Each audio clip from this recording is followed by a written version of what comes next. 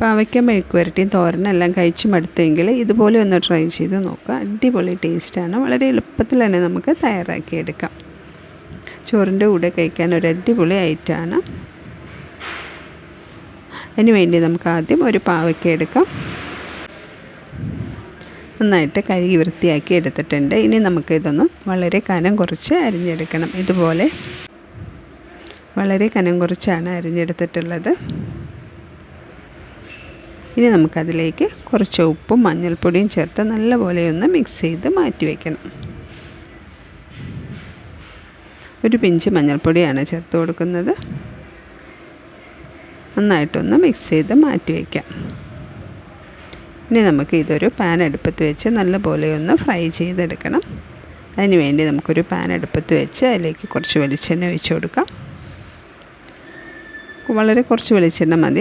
വളരെ കനം കുറച്ച് അരിഞ്ഞതുകൊണ്ട് ഓയിലിൽ തന്നെ നന്നായിട്ടൊന്ന് ഫ്രൈ ആയി വരും.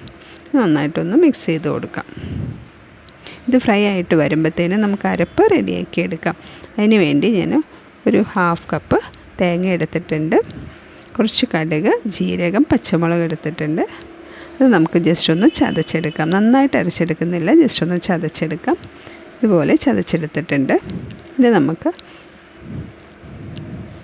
നമ്മുടെ പാവയ്ക്ക നന്നായിട്ട് ഫ്രൈ ആക്കി എടുക്കണം. ഇപ്പോൾ അത്യാവശ്യം നല്ല ഒരു ബ്രൗൺ കളറായി വരുന്നുണ്ട്. ഒന്നുകൂടി ഇളക്കി കൊടുക്കാം. ഇപ്പോൾ നല്ലപോലെ ബ്രൗൺ കളറായി വന്നിട്ടുണ്ട്. ഇതൊന്നും നമുക്ക് വാർത്ത് മാറ്റി വയ്ക്കാം.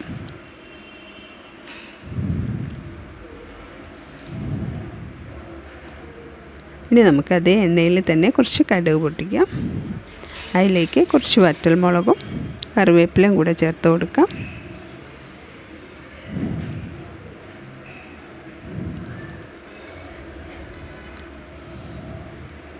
കറിവേപ്പിലയും കൂടെ ചേർത്ത് കൊടുത്ത ശേഷം നമുക്ക് അരപ്പ് ചേർത്ത് കൊടുക്കണം. നന്നായി മൂത്ത് വന്നിട്ടുണ്ട്. ഇനി നമുക്ക് അരപ്പ് ചേർത്ത് കൊടുക്കാം. അരപ്പ് ചേർത്ത് നന്നായിട്ടൊന്ന് മിക്സ് ചെയ്ത് കൊടുക്കണം. നന്നായിട്ടൊന്ന് തിളച്ച് പച്ചമണമൊക്കെ പോകുന്നവരെ നമുക്കതൊന്ന് തിളപ്പിച്ചെടുക്കാം.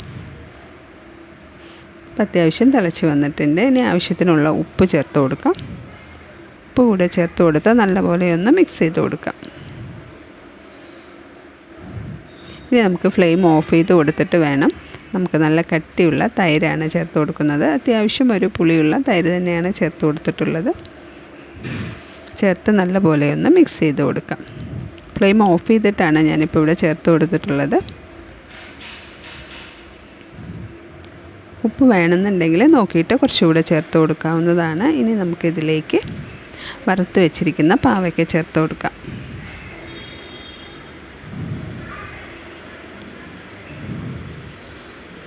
പാവയ്ക്ക ചേർത്ത് കൊടുത്ത് നല്ലപോലെ ഒന്ന് മിക്സ് ചെയ്ത് കൊടുക്കണം. നല്ല ടേസ്റ്റിയും നല്ല ചോറിൻ്റെ കൂടെ നമുക്ക് അടിപൊളി ഒരു ഐറ്റമാണ്. എല്ലാവരും ഒന്ന് ട്രൈ ചെയ്ത് നോക്കണം. ഒന്ന് ജസ്റ്റ് ഒന്ന് മിക്സ് ചെയ്ത് കൊടുത്താൽ നമ്മുടെ പാവയ്ക്ക പച്ചടി റെഡി ആയിട്ടുണ്ട്.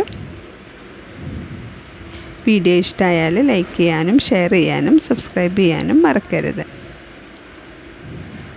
വളരെ എളുപ്പത്തിൽ തയ്യാറാക്കിയെടുക്കാൻ പറ്റുന്ന ഒരു റെസിപ്പിയാണ്. Thank you.